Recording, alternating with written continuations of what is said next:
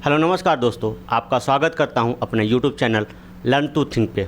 अगर आपने अब तक चैनल सब्सक्राइब नहीं किया है तो प्लीज़ इसे कर लें ताकि ऐसी ही लेटेस्ट अपडेट हम आपको देते रहें।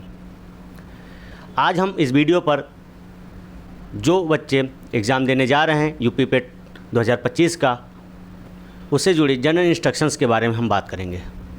जैसे एग्ज़ाम देने जा रहे स्टूडेंट को किन बातों का ध्यान रखना है, सावधान रहना और सतर्क रहना है। तो इसी संदर्भ में, क्योंकि आप लोग को पता है कल यानी कि 6 दिन शनिवार और 7 और संडे को यूपी पेट 2025 के एग्ज़ाम होने हैं। यह 2 पालियों में होगा, पहला 10 से 12 के बीच में, दूसरा 3 से 5 के बीच में।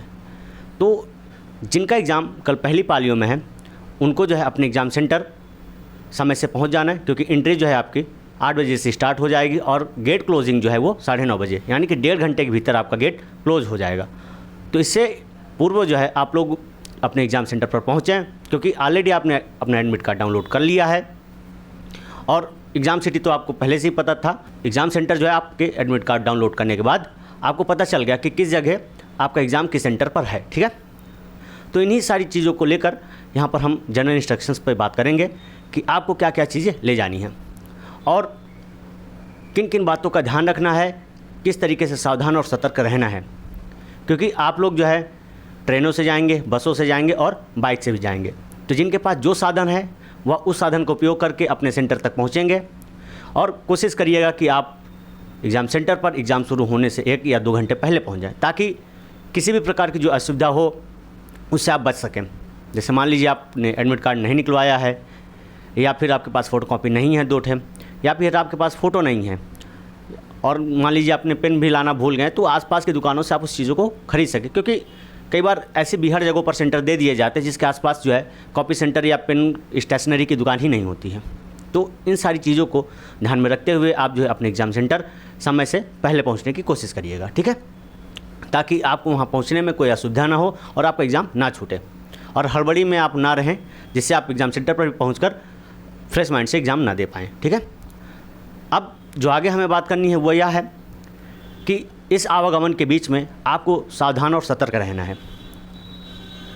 वो किस प्रकार से हम आगे बात करेंगे, क्योंकि इस आवागमन में बीते कुछ एग्ज़ामों में यह पता चला है कि बच्चों के जो है ट्रेनों से मोबाइल गायब हो जाते हैं, स्टेशनों में सो रहे बच्चों के उनके बैग छिनौती हो जाती है, और चलती हुई ट्रेनों में जो है बच्चे जब खिड़की के आसपास बैठे होते हैं और फ़ोन इस्तेमाल कर रहे होते हैं तो उस दौरान जो है स्नैचर उनके फ़ोन छीन कर भाग जाते हैं, ठीक है। तो हम इस पर भी बात करेंगे कि किस तरीके से इन सारी चीज़ों से बचा जा सकता है, ठीक है। आप लोग बखूबी बहुत समझदार हैं, लेकिन इन सारी चीज़ों का अगर ध्यान रखेंगे आप तो बहुत बढ़िया होगा, आपका कोई नुकसान नहीं होगा, आप इन सारी चीज़ों से बच जाएंगे, ठीक है। और कोशिश यह करिएगा कि आप एक साथ जाइएगा, चाहे वो ट्रेन में हो या बस में हो। बाइक में भी जाइएगा तो कम से कम 2 लोग जाइएगा, या फिर मान लीजिए अगर एक ही शहर में कई लोगों का सेंटर पड़ा है तो आप अपने आसपास लोगों को पता कर लीजिएगा और उनके साथ कोशिश करिएगा जाने का। अकेले जाने से बचिएगा, चाहे वो बस हो चाहे ट्रेन हो। क्योंकि रिसेंट की जो घटना है वह इस प्रकार है कि जो हमारे एक मित्र थे उनसे हमें यह जानकारी मिली है, उनका जो है NTPC 10+2 का एग्ज़ाम था सागर में, और उन्होंने जो है आंखों देखा हाल बताया था कि जब हम लोग जो है एग्ज़ाम देने जा रहे थे तो ट्रेन में, चलती हुई ट्रेन में, जिसके आसपास जो रेलवे पुलिस RPF थे वो वहाँ पर मौजूद थे, लेकिन उसके बाद जो है वहाँ के जो लोकल लोग थे वो आसपास बैठे हुए, आपको पता ही नहीं चलेगा कि एग्ज़ाम देने जा रहे हैं या फिर ये लोकल हैं या फिर ये मान लीजिए कोई स्नैचर हैं। उन्होंने जो है 2-3 बंदों से ज़बरदस्ती मोबाइल छुड़ाया और उसके बाद से वहाँ से भाग गए। वहाँ बैठे RPF GRPF उन्हें देखते रह गए, ठीक है। तो इसलिए जो है कोशिश करिएगा कि आप कई लोग जो है साथ रहिए, यानी कि मतलब 2 से 4 लोग एकत्र रहिएगा। इससे यह होगा कि आप अकेले नहीं होंगे तो आपके साथ ऐसी छिनौती नहीं होगी, ठीक है। चलिए आगे बात करते हैं किन किन बातों को आपको ध्यान रखना है और किस प्रकार आपको सतर्क रहना है, सावधान रहना, ठीक है। मैंने यहाँ पर 2 पॉइंट डाले हैं, सावधान रहें, दूसरा पॉइंट जो है सतर्क रहें। तो पहले पॉइंट पर बात करते हैं कि किस प्रकार हमें सावधान रहना है। हम अपने एग्ज़ाम सेंटर तक पहुँचने के लिए अपने जो भी साधन चूज करें, जैसे ट्रेन हो गई, बस हो गई या बाइक हो गई, या जो भी आपका निजी साधन हो, उससे आप जो है अपने एग्ज़ाम सेंटर पर समय से पहले पहुँचें, ठीक है।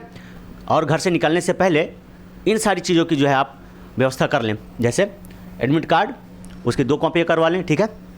दूसरा ओरिजिनल आधार कार्ड, तीसरी अगर हम बात करें तो आप जो है 2 फ़ोटो लेके जाइएगा, ठीक है, मतलब आपके पासपोर्ट साइज़ फ़ोटो, ठीक है। चौथा अगर हम बात करें तो ब्लैक बॉल पॉइंट पेन, वो भी 2 लेके जाइएगा, ठीक है, और भी मोटे वाले लेके जाइएगा ताकि आपको जो है गोला भरने में आसानी हो, ठीक है।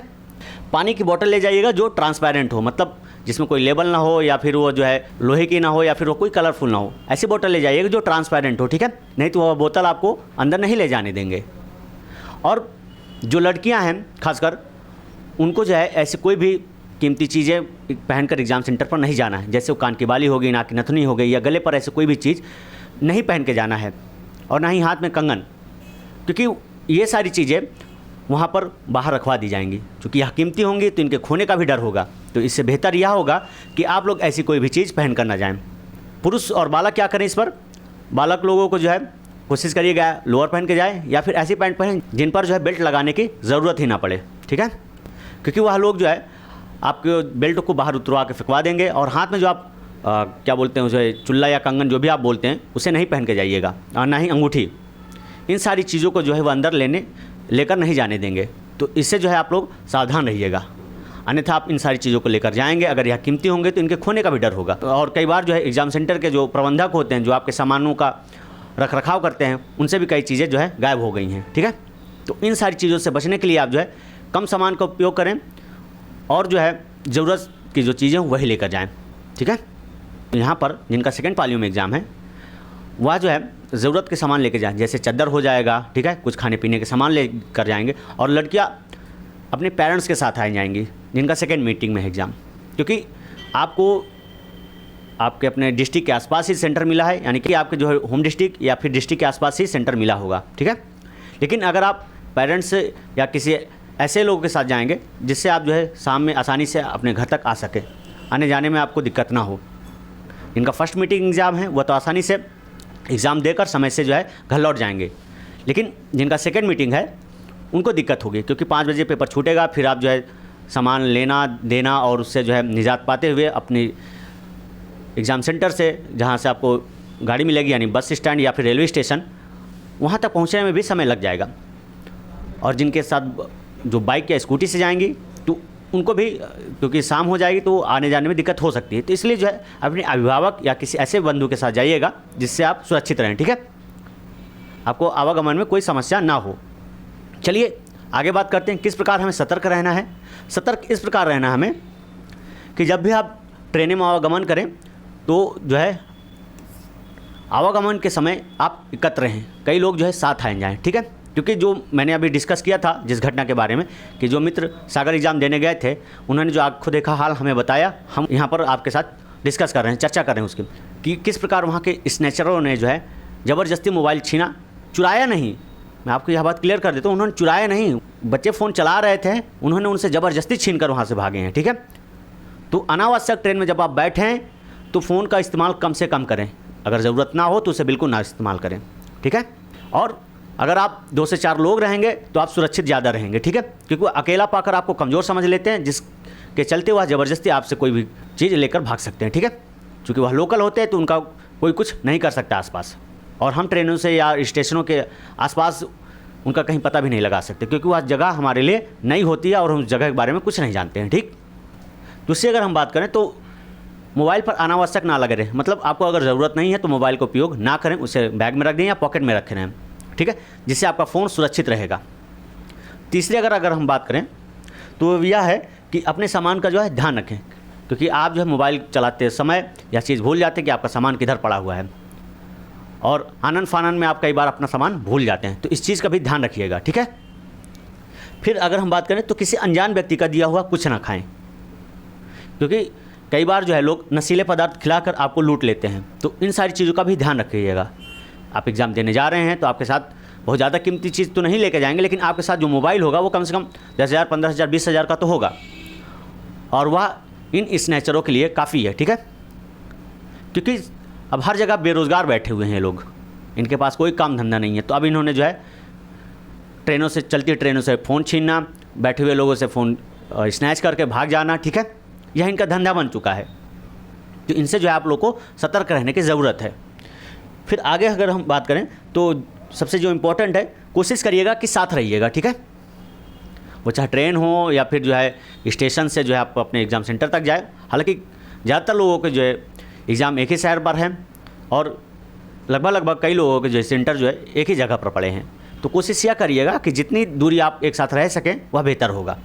और कल जिनका एग्ज़ाम है उनके लिए ऑल द बेस्ट। चीज़ों को रिवाइज़ करते रहिएगा। फिर से एक बार मैं रिपीट कर देता हूँ, एडमिट कार्ड, आधार कार्ड, 2 फ़ोटो और ब्लैक बॉल पॉइंट पेन ले जाना ना भूलें, ठीक है। एक और ज़रूरी सूचना, जब आपका एग्ज़ाम शुरू होगा तो उस समय जो है अनावश्यक समय बिल्कुल बर्बाद मत करिएगा। जो क्वेश्चन आपको सटीक आ रहा हो और आसानी से आ जा रहा हो उसे करने की कोशिश करिएगा। जो क्वेश्चन नहीं आ रहा हो समझ में, अनावश्यक उसमें लगे रहने की कोई ज़रूरत नहीं है, क्योंकि उसके चलते जो है आपके आते हुए प्रश्न भी छूट जाएंगे। जिस क्वेश्चन में आपको डाउट है उसे गोला कर दीजिए, ठीक है, और आगे बढ़ जाइए। जब आपको समय मिले तो उसे देखिए। अगर वो आप फिर भी नहीं आ रहा है तो अनावश्यक उसको जो है टच करने की ज़रूरत नहीं है, क्योंकि इसमें निगेटिव मार्किंग जो है उससे आपका काफ़ी नुकसान हो सकता है। इसमें आपका परसेंटाइल काफ़ी गिर सकता है, जिससे आप कई बार जो है मेरिट से बाहर हो सकते हैं। तो अनावश्यक जो है क्वेश्चन को अटेंड करने की कोशिश नहीं करिएगा। जो आपको क्लियर आ रहा हो उसी का जो है गोला भरिएगा, उसी को अटेंड करिएगा, ठीक है। तैयारी करते रहिए, रिवीजन करते रहिए। और कल जिनका एग्ज़ाम है उनके लिए ऑल द बेस्ट, और परसों जिनका एग्ज़ाम है उनके लिए भी ऑल द बेस्ट, ठीक है। आप तैयारियाँ करते रहिए, रिवीजन लगातार करते रहिए, ठीक है। आज के लिए यहीं तक, मिलते हैं अगले वीडियो में। तब तक के लिए जय हिंद।